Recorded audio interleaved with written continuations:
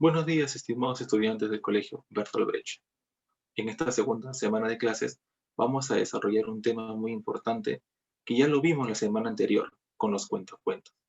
Esta semana nos toca ver el cuento, pero en el plano escrito.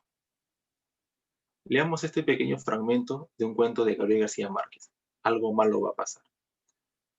Imagínese usted un pueblo muy pequeño donde hay una señora vieja que tiene dos hijos, uno de 17 y una de 14. Está sirviéndoles el desayuno y tiene una expresión de preocupación. Los hijos le preguntan, ¿qué le pasa? Y ella les responde, no sé, te había amanecido con el presentimiento de que algo muy grave va a suceder en este pueblo. Ellos se ríen de la madre. Dicen que esos son presentimientos de vieja, cosas que pasan. El hijo se va a jugar billar y en el momento que va a tirar una carambola sencillísima, el otro jugador le dice, te apuesto un peso a que no la haces. Todos se ríen. Él se ríe, tira la carambola y no la hace. Paga su peso y todos le preguntan, ¿qué pasó? Si era una carambola sencilla. Contesta, es cierto, pero me he quedado la preocupación de una cosa que me dijo mi madre esta mañana sobre algo grave que va a suceder a este pueblo. Respondemos, ¿quiénes son los personajes? Intervinieron la señora, sus dos hijos. ¿Dónde se desarrolla la historia? Lo menciona al inicio del relato, en un pueblo muy pequeño. ¿Quién es el narrador? ¿Qué parte de la historia es este fragmento?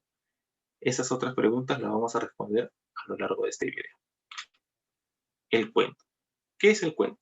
Es una narración breve que trata de un solo tema o asunto de forma oral o escrita, donde generalmente se utilizan elementos ficticios, un ambiente y un número limitado de personajes. Y cuenta con estas características. Puede ser narrado en primera, segunda o tercera persona. Es una narración breve, con trama simple y pocos personajes, causa emociones en el lector oyente de manera muy rápida. El cuento tiene una estructura. ¿Cómo está formado el cuento? Tiene un inicio, donde se presentan los personajes y se sitúan los hechos en un tiempo y lugar determinado. Tiene un nudo, que es donde surge y se desarrolla el conflicto, es el momento de mayor interés. Y tiene un desenlace, que es donde se resuelve el problema planteado. A su vez, el cuento tiene elementos. ¿Cuáles son esos elementos del cuento? Los personajes, que son quienes realizan las acciones de la historia.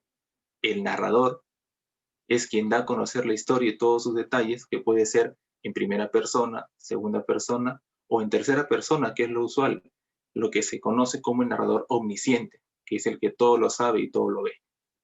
Las acciones son los hechos que se narran en la historia.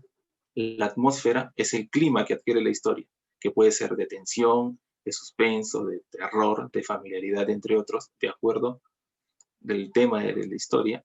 El tiempo, que es la duración de la historia, que puede ser de tan solo unas pocas horas, días o años. A pesar de que el cuento es una narración breve, la historia puede durar un día, puede durar una semana, un mes o varios años. El lugar o escenario es el sitio, el ambiente donde se desarrollan las acciones de la historia. Ahora que ya conocemos más sobre el cuento, completemos la siguiente información acerca del fragmento que leímos al inicio, de la señora con sus hijos. ¿Quiénes eran los personajes? Una vieja y sus dos hijos. ¿Quién es el narrador? El cuento está narrado en tercera persona, es decir, es un narrador omnisciente. ¿En qué tiempo se desarrolló? En el fragmento que leímos, se desarrolla en un día. El lugar, lo menciona la historia, un pueblo pequeño.